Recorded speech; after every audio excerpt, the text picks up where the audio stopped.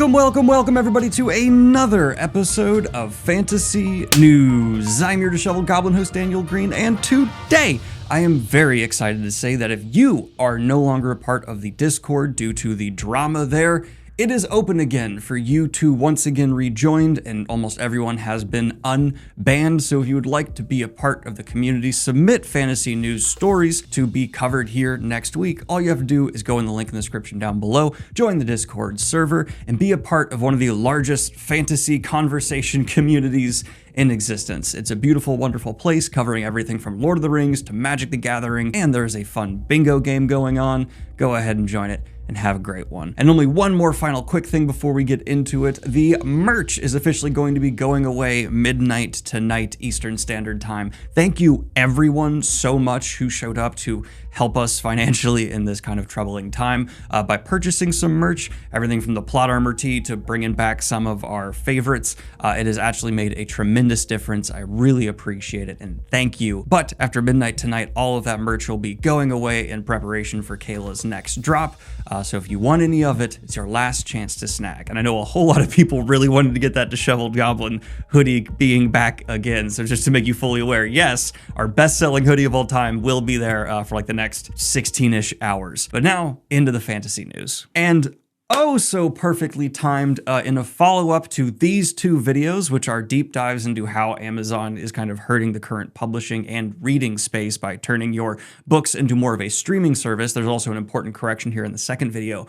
I am excited to talk about the fact that there is actually a new competitor to Amazon entering the ebook space. Granted, this story is actually a couple weeks old. Fully admit that bump. I just want to actually make up for the fact that I missed it and bring it to your attention if after seeing those videos you are looking for an alternative. And that is because Bookshop.com has officially launched its own ebook ecosystem. And to be fair, this still is going to have some of the problems that all sellers of all ebooks do still suffer from, because buying an ebook is not the same as buying a physical book, and its ownership is dependent on digital rights, etc., etc. But bookshop.org, is a website that in general is far more supportive of local bookstores and authors, already bragging on its website that it has raised over $36 million for local bookstores in its run, and that 100% of the profits of sales from this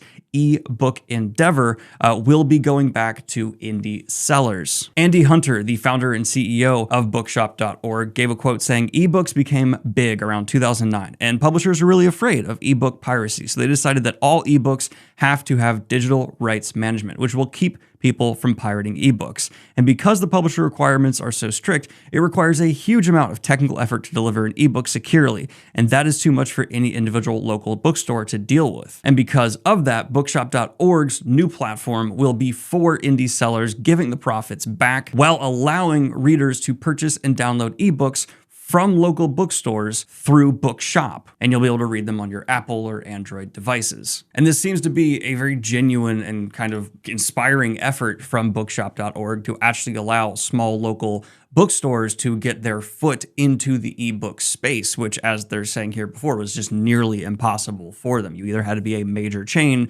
or an online retailer like Amazon. And so I don't know how this will pan out, but the ebook system is open and available now. Full disclosure, because of Bookshop.org's commitment to helping local bookstores, whenever I can use them for affiliate links, I do in the description down below, and I'll have an affiliate link later this week for Blood Over Brighthaven, which I'm planning to review in a pinned comment that goes through bookshop.org. So yes, I guess you could say there's a conflict of interest there, but I could make just as much money doing affiliate links through Amazon. I just use bookshop.org whenever I can for these practices. And then in, oh my God, yes, AI news, but in AI news I don't mind as much. We have had a new device announced for book fans by the company Mark Hardware. And this is possibly the stupidest piece of hardware I've seen in 2025 so far, which is like actually saying something, because there's been a lot of dumb hardware announced so far. But what this device seems to be is a smart bookmark that will summarize what happened in the previous few pages of the book you've read and catch you up so that you can continue your book, let's say if you've put it down for a couple of weeks. And also, like, apparently share your progress with friends to also like encourage conversation, and has a price tag of $129. And I have actually an alternative some people might be interested in. Here, I'll show you. Be right back.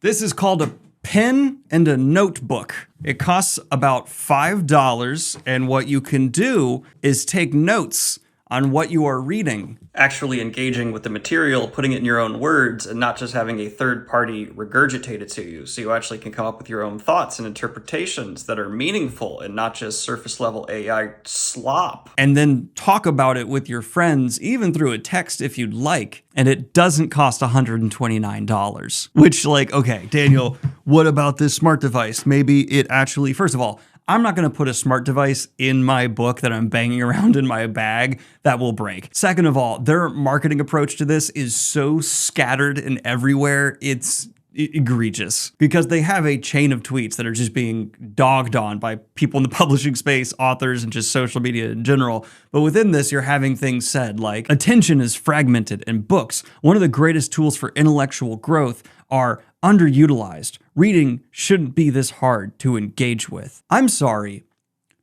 What? What? We don't blame you. Reading is broken. For decades, big tech has pushed ebooks and Kindles as the future of reading, yet 65% of Americans still prefer physical books. The feeling and the experience, the deep focus. But print lacks what digital tools provide: engagement, accessibility, and efficiency. Readers want to get lost in books and absorb the knowledge, not just passively consume words. Okay, what the fuck? So, they're saying simultaneously that, oh yeah, physical books are the true way to consume something in deep focus, but we want to bring in the features from the ebooks to your physical books, and this is an accessibility issue, which, first of all, no. The accessibility argument to be made for ebooks, which is absolutely there to be made, is about people with like arthritis and stuff like that who can't turn pages and struggle with them. This bookmark does not solve that problem. But if you're arguing that people need to like deep focus, pay attention to their books, you're then eliminating the need for this bookmark that is there to add distracting features and summarize things they'll forget for not paying attention. What are you talking about? And this is where they just begin to go straight into their own ass, talking about how Mark is the key to this shift. We're not just a product. We're an ecosystem designed to make reading engaging and impactful. Because, you know, books haven't been impactful. With Mark, you read your physical book as usual. When you're done, you slip your Mark bookmark in as usual. Okay, maybe work on your prose. But this time, something changes. Immediately sync to your device to view on the go you have access to. Wait, what? Immediately sync to your device to view on the go you have access to. And then it's just, it doesn't say features or anything. It just shows like okay. Summarize the exact pages you just read, because you know you weren't paying attention because you're distracted by all the dumb AI devices you have. Mark generates personalized summaries tailored to you, whether you prefer key themes, powerful quotes, or quick stats. Mark uses spaced repetition to break the forgetting curve, delivering smart reminders. Okay, I can just easily break down like why this is wrong, because it's saying, hey, we're not paying attention to our books, so we're not retaining the information very well. So instead of actually you focusing on yourself and your memory and becoming a stronger reader with better comprehension, let this tool just summarize shit for you so it just fills in that gap and you don't actually have to improve your reading comprehension at all. Mark transforms reading into a shared experience, allowing you to exchange insights, discuss ideas, and learn alongside friends and family. Or instead of relying on an app, maybe you could talk to them. Crazy. Personalized data and tracking, because yes, what's missing from the physical reading a book experience is the stress of having it treated like a fitness app. If you want to know the level of pretension, they have a picture of Steve Jobs in one of their tweets as well. The typewriter, Steve Jobs, Selena Gomez. What do all of these things have in common? They're things I wish I could be. Today, I'm going to present to you the future in the book reading revolution, the AI-powered solution to all of your comprehension problems. The Mark I, the bookmark of the future. You are a stupid bitch and you can't even comprehend the words on the page anymore because you're so distracted. So what if I told you we could solve that problem by taking this device and putting those same features in your physical book, therefore it solves the problem, because then the distraction, you put it in your book. I bring you the Mark I. Slim, sleek design, flaccid, bendable. Shouldn't have done that. Who invested? It was my dad. My dad invested. No, he didn't hug me a lot growing up. No, you can't say you can tell. That's illegal. Intuitive and easy to use. All you gotta do is put it straight into your book and make sure nothing hits this hard ever, and you're good to go. No, the features, all the features in this couldn't just be put in your phone in an app. Because then how would we charge $130 for it? No, Dad, it has to be a piece of hardware. It can't be an app. It's gotta... No, I can't pivot. We already spent so much money on like the prototypes. Yeah, why are you bringing that up? Yeah, I'm coming home for Thanksgiving. All right, I'll sit at the kids' table again. Think about it. You're in the middle of reading a book. It's confusing and you're not entirely sure what you just read. So you put this in there and you tell it what page you're on while putting it on the page, because that's an important part for some reason. And then it'll send you a thing that's like, hey, this is what you just read and why. And then you can send it to your friends and they think you're real smart. That does seem like a problem. Now, some people will say you can just buy a notebook and a pen and take notes and think about it on your own before talking to your acquaintances, family, and or friends. But I say, who has friends? Hence why you should go ahead and purchase the Mark I. What do you mean my one looks funny? That's how you draw one. It's just fun to occasionally unload on dumb stuff. And thank you for sharing that with me.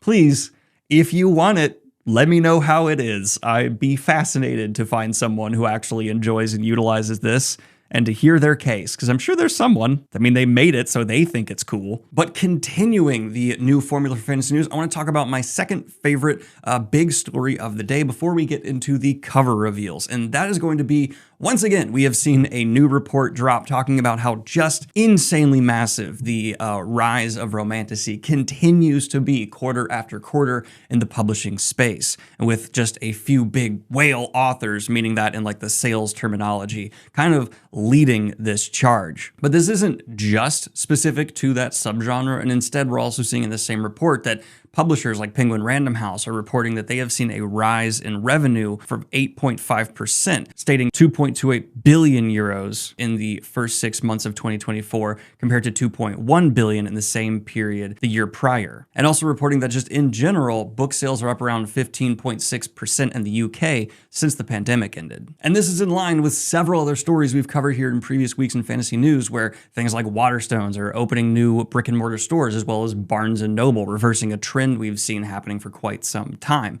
And that's fantastic, just across the board on a business side. But one of the reactions to this I've seen that I haven't entirely loved is, again, people pelting romantasy with negative comments about how it's like not real literature. Okay, there's several things wrong with that. One, people of all age ranges have been reading pulp, which romantasy in a lot of senses is, since like the dawn of mass market publishing. And two, do you defend everything you read at a younger age now that you are an adult? Probably not. And the reason I'm just happy when people are reading is if you get in the habit of picking up new books, romantasy or not, you're eventually going to be curious, most likely, of things outside that genre that are similar. This could lead to just wider fantasy reading or just even out of that in speculative fiction spaces. People reading in general leads to them trying more and different new things in the publishing space and is good for the community.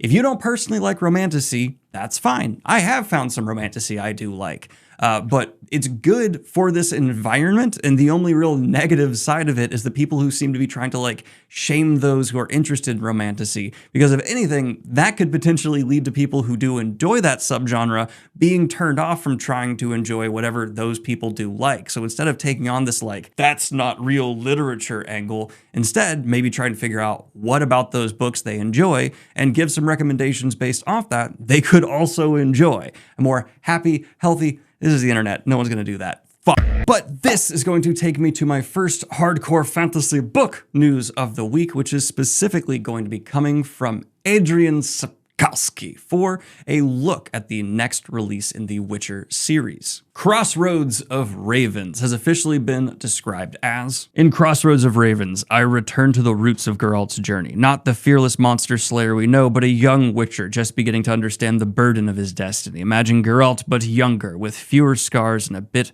more haughtiness. This is a story of growth, of idealism meeting harsh reality, and of choices that forge a legend. It's about finding your place in a world that's constantly challenging you to be more than you thought you could be. As the new story finds its way to readers across the globe this year, I can't wait for them to walk alongside a younger Geralt, experiencing the trials that forged him and the journey that set him on the road to his destiny. And I've complained before about how the Witcher series is kind of just like plopping new things into a story that has completed, but the idea of going back to a younger Witcher, actually I find quite interesting. And so this is the most excited I've been for a new Witcher book in quite some time. So yay. Wow, wait, has fantasy news been going on long enough that the last Witcher book did come out? Because it was 7. Wow, we've been doing this for a minute.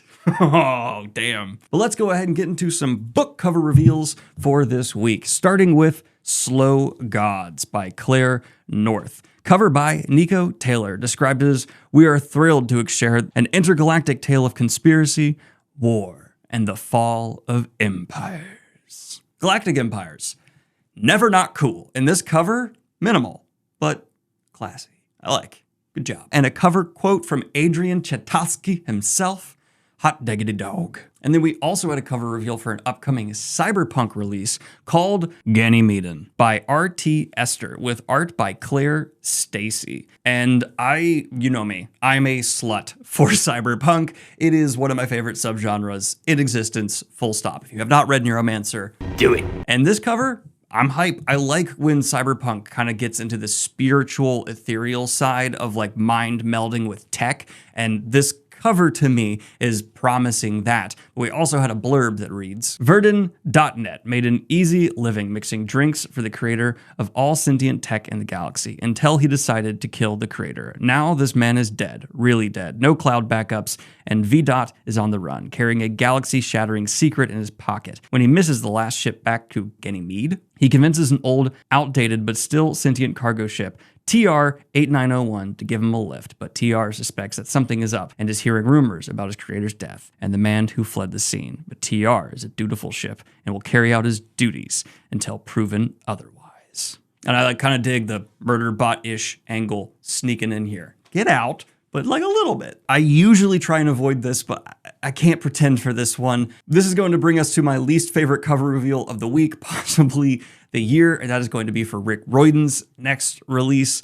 And I've just never been a fan of Rick Riordan's covers. I've actually come to appreciate his writing a bit more as I've tried to get back into it. But man, I guess it's like the market he's going for. Sure, it works for them, but for me, not my favorite. And this is going to be the cover for The Court of the Dead, the series that is continuing the Percy Jackson world, but is a new series. This is the sequel to The Sun and the Star, following Nico and Will. And this book is set to be released September 23rd of 2025, and they did not credit the cover artist everywhere I'm looking. Am I crazy? Like, it feels really weird when they don't do that.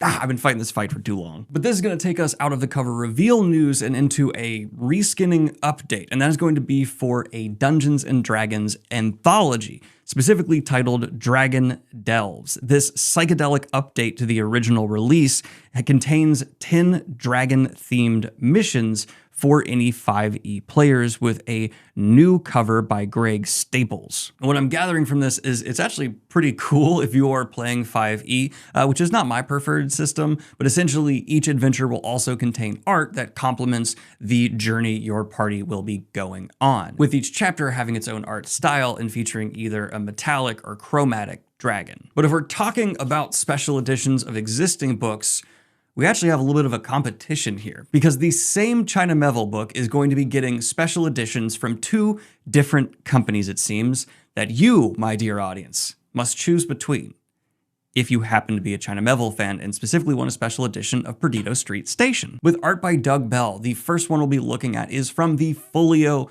Society, and I just gotta say, god damn, Folio Society. I don't miss Now, this is being talked about as a limited signed from the artist and author 500 edition period done, and the other one is not going to be so exclusive. Because coming from Conversation Tree Press, we are also getting a Perdido Street Station. Those of you who don't know, China Miéville kind of invented a genre called New Weird, and when I actually did my video on the most influential authors of the last 20 years, several people made a very good case in the comment section that I should have also mentioned China Miéville for that reason alone, and I don't entirely disagree. And the marketing for this Conversation Tree Press edition seems to be leaning more into that, including details that'll be published in 3 different states: the Collector's Deluxe, the Lettered, and the Deluxe Lettered edition signed by the author. Seems like China Miéville will be doing some signings soon. It'll be on luxurious paper, durable Smith-Soon bindings, premium binding material, and handmade slipcase enclosures included with no additional cost, hand-bound, all artwork included in all states. And I actually want to say I appreciate that. Hello, everybody. I've also had a lot of questions about why I haven't covered this story about, oh my gosh, George R. R. Martin possibly almost finished The Wheel of Time.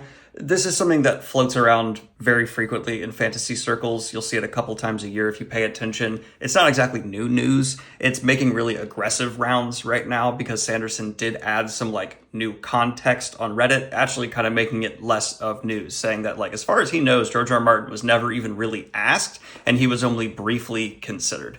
It's just something that if you're especially a Wheel of Time fan, you're well aware of this. And it was not something that came anywhere close to actually happening, although Sanderson was nice enough to say that he was sure George R. R. Martin would have written a very good ending to the book. He was just too busy with A Song of Ice and Fire by this point to even really be in serious consideration. Now, we all know that fantasy news could be retitled as just damaging fantasy book fans' wallets news.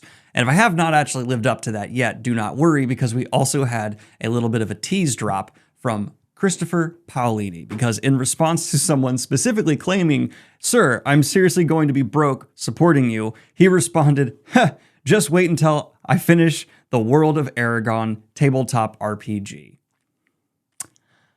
I'm kind of really digging the fact that the inheritance cycle seems to be getting a surge now that those who grew up as it being a massive point of introduction to fantasy for a ton of readers have a little bit of nostalgia for it, and Christopher seems to be doing a good job himself of helming how this franchise is being handled. Well, of course, the Disney Plus show that's still being worked on, who knows how that'll turn out, but we've seen some really good special editions, and now the fact that a tabletop RPG is being worked on makes me pretty darn excited, especially because that world is so just straightforward high fantasy that I think it's kind of guaranteed to at least be good. There's not a lot of mechanics from that world that would be incredibly hard to translate into a tabletop RPG, and with it being a dragon-focused fantasy world, dragon, big, burr, cool, I like tabletop RPG with big flappy boy. Next news. But if you are still looking for me to talk about some more tabletop RPG news, I'm actually excited to talk about the fact that we are going to be getting a Invincible role-playing game. Yes, you will be able to take on the role of a superhero and go up against some Viltrumites if you get to a high enough level. I imagine that's going to be a very difficult task. I do want to say, though, the announcement for this was just so low effort. I know the animation in Invincible has been kind of memed on, which is fair. It's a good show, but it's not exactly the most visually spectacular. They seem to be leaning into that for this announcement trailer. No review of the role-playing game itself. I do not know if it'll be good, but marketing department, a little more effort, a little more faith in yourself. That would have been nice. And this one, kind of just covering it for me, because Kayla and I just watched the movie Flow, which is an independent film that was created over in Latvia, and it won Best Animated Feature Film this year at the Oscars, and I think it's incredibly well earned. From a storytelling perspective, I really recommend this movie. Putting aside, maybe you don't buy into the whole, an underdog winning an Oscar thing is cool, because this is the first Latvian film to ever win an Oscar, and from an independent studio. I like that. It is still just a really impressive endeavor with zero dialogue, following a cast of animals, especially a cat that looks a lot like mine, you still end up with a really strong character development, a lot of world building, and a story that impressively captivates you and you understand motivations and conflict, again, with no words said. The animation certainly looks a bit weaker at times, but I could argue that just kind of ups the charm because you can see the artists working in with such a constrained budget. And putting aside those few weaker moments, the overall presentation is just gorgeous. And seeing it win at the Oscars just kind of gave me hope that this next story took a big old squat on, because it seems that Sony is apparently going to be working on a remake of Starship Troopers. Granted, this is still in super early development and may not officially happen, but the idea that it's even being considered is just so wild to me. For those of you who don't know, Starship Troopers is a satire, and doing a remake of something that is so heavily a satire just does not make sense. Look at the recent RoboCop remake that was from the same director, Paul Verhoeven, known for being someone who's kind of tongue-in-cheek, where they just like took away the satire and tried to do it straight. Because if you remake a satire, you're kind of just trying to tell the same joke twice. So what are you left to do? Well, you can either attempt that, in that case, I just don't think the punchline's gonna be as good, or you can change or take away the joke, or not joke, but like secondary storytelling happening underneath that Paul Verhoeven is still arguably like the best filmmaker at ever. And this even was attempted with another Paul Verhoeven movie when they remade Total Recall, which did the same thing, and it's just certain movies, I'm not against remakes as a whole, but certain movies are products of their time and so reflective of their creators that having someone come in to try and do it again is just dead on arrival, in my opinion. And I would say nearly everything in Paul Verhoeven's catalog falls into that territory. Ugh. But I have been enjoying in recent weeks of fantasy news bothering you all with my love of theater. And not only with last week are we getting a Chronicles of Narnia stage play, which is cool, but it seems on top of that, I didn't know this is in the works. Of all the franchises, The Hunger Games is also going to be getting a stage adaptation, which there are certain like fantasy series where I hear like, oh yeah, Chronicles of Narnia on stage totally makes sense, down. But Hunger Games? I wasn't as sure. And then I saw how they are executing it, and I will say I'm at least perked. I'm interested. You have my attention. I'm more excited for Chronicles of Narnia because there's like, you feel like you can really use some like stage magic to enhance that story. Hunger Games, I think, would be a bigger endeavor to try and improve on the stage, but I'm not against it inherently, and I hope to be able to see this one day. Neat. But in terms of some interesting trailers we have received, if you are of the psychological horror variety of speculative fiction fan, we have two drops that I think will catch your attention. The first of which is going to be The Assessment, starring Elizabeth Olsen and Alicia Vikander. This is apparently going to be a dystopian story with scarce resources where this couple is going to be trying to take an assessment to gain a child when very few people are allowed to even have one. And this assessment apparently becomes a psychological nightmare, and I'm just down. And finally, yes, we also received a trailer for Shrek 5, not really a trailer, a teaser, and the internet's reaction seems to be universally, it's time to bully another studio into making changes because they have redone the design for Shrek for some reason. Shrek looks perfect still. Don't change that character design to, I guess, have a more what they think is expressive human face. Disagree. And so just don't be surprised if you see a similar response to what we got with Sonic a while back happening once again, where fans come together to just bully a company into redoing a character design, which this is so early on in Shrek 5. Like, this is a clip that's not even going to be in the movie. I think it's just purely a teaser to let us know that Zendaya will be in it. There even is an argument here that possibly they're like intentionally doing this and they knew it would get this response. I could just be far too cynical at this point. I don't know. Hello, everyone. I would just like to make a quick statement before we jump into the fantasy news, specifically in regards to what unfolded here on the channel over the last couple of weeks. I just want to say, one, I appreciate everyone who has been so fervently trying to spread the word about my innocence and, undo the damage that's been done here on the channel. But The proper response to that is not to yell at other content creators or authors. I think the best thing to do in a time like this is show grace. There are certainly some damaged relationships, but this is between me and those other creators. Let's just let everyone be, show some grace, and move on and enjoy the fantasy news. And today's Indie Pub promo is The Spring of the Sentinels by Edward Lerperger. Pitched as, if you enjoyed the suspense and thrills of Stranger Things, you'll love this sci-fi adventure. Welcome to Aurora Bay, Oregon, a picturesque town turned epicenter of strange and otherworldly events. After surviving a traumatic earthquake in town, Ava Mason, a 16-year-old book lover, reluctantly returns to the place she once called home. Her life takes a turn for the surreal as she's caught up in a web of chilling disappearances and unsettling nightmares that bleed into reality. These dreams hint at a destiny tied to the mysterious Sentinels, towering entities of unfathomable power. When Ava crosses paths with Haley, a secretive girl whose robot insists Ava is its rightful owner, the mystery deepens. Ava must confront her past, her fears, and unlock the secret of the Sentinels to stop the impending alien apocalypse. Anyway, everyone, like and subscribe if you have not already. Hit the Patreon if you want to support what I do here. And remember, the merch will be gone after today, so go ahead and pick up a plot armor tee or any of these designs before they disappear. Have a good one. Peace. And I'd like to record a special shout out to my latest high tier patrons, Allie, Milne, Katsky, Jonathan S., Leonie, Roddy Navarro, Scotty May, and Tessa L. And if you were hoping I'd screw them up, I'm sorry, I think I did a pretty good job this time. I can't always mess it up, it's gotta be natural.